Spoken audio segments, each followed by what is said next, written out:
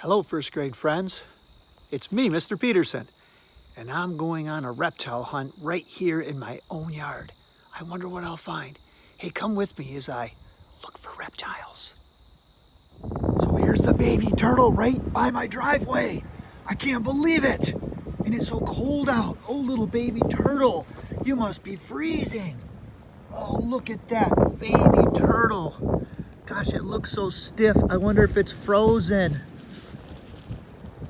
It is frozen. Look at that. Hey, wait a minute. Is that really a baby turtle? Or is someone trying to fool me? What do you think? Okay, no more fooling around. I'm going to show you a real organism. Remember organisms? Living things are organisms. This one is a reptile. Say reptile. Good, reptile. Remember, reptiles have scaly skin. See the legs? Scaly skin. And they are cold-blooded. Now, cold-blooded does not mean that they're always cold. Cold-blooded means they cannot control their body temperature, like mammals and birds can. So the animal's body temperature is the same temperature as the great outdoors. So this reptile is a cold-blooded animal. It's also known as ectothermic. Ectothermic is more of a science word.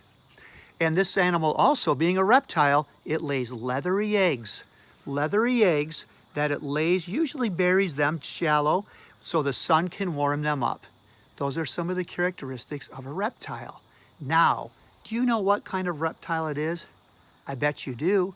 I bet you can tell by the shell. These shelled reptiles are called turtles. I know you know about turtles. This one happens to be called a map turtle. And turtles are really special reptiles. I love them. This one did not come from a pond. This came from the Grand River. This kind of turtle called a map turtle. Map turtles like rivers and streams, moving water.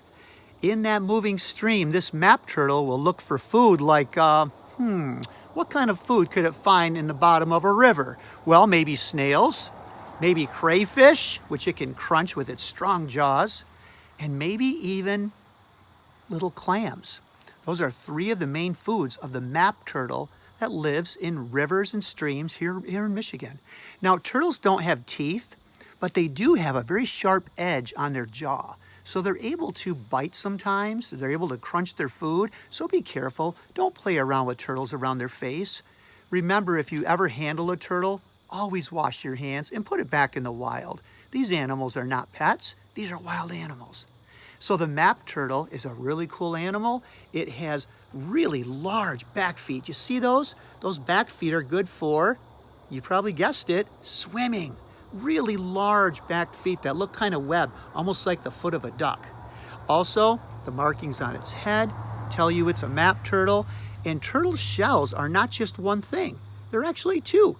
The bottom shell on a turtle is called the plastron. Say the word plastron. Good job. The top shell is called the carapace. This kind of turtle has a ridge or keel on the top of its carapace. Turtles are awesome. Boys and girls, we have 10 different species or kinds of turtles right here in our state of Michigan. When you're done, click on the response button and look for the picture of the map turtle. See if you can name some of its parts. And then answer the question at the end. What kind of ideas do you get from a turtle's shell? How could you use this to somehow solve a problem? The shell of a turtle. What ideas will it give you? I can't wait. I'm going to put this guy back now. It's a wild turtle. See ya. Oh, look, it's waving to you. Bye. Bye-bye. Bye, friends. Hello, friends. Wasn't that turtle special? Take a look at this one. I drew this one. I don't know. It's okay. Check it out. I just wanted you to see some of those big science words I used before you do your assignment. First of all, we said all turtles, we know turtles have a shell. But we know that the shell is not made of just one part. The shell is a top and a bottom. The top of the turtle shell is the carapace. The bottom of a turtle shell is the plastron. Turtles also have claws. That's one of the characteristics of them. And they have scales, and you can really see the scales on their legs, on their neck, and other places. Of course, turtles have a tail. I think all reptiles have a tail. And turtles have these special coverings over their shells, a special kind of scale called a scute. These are called scutes, these individual scales that cover the shell. They're kind of like hard, bony plates. Those are called scutes. Isn't that a fun word to say? Scutes. Turtles are so cool. They've got different parts, different characteristics that separate them from other organisms.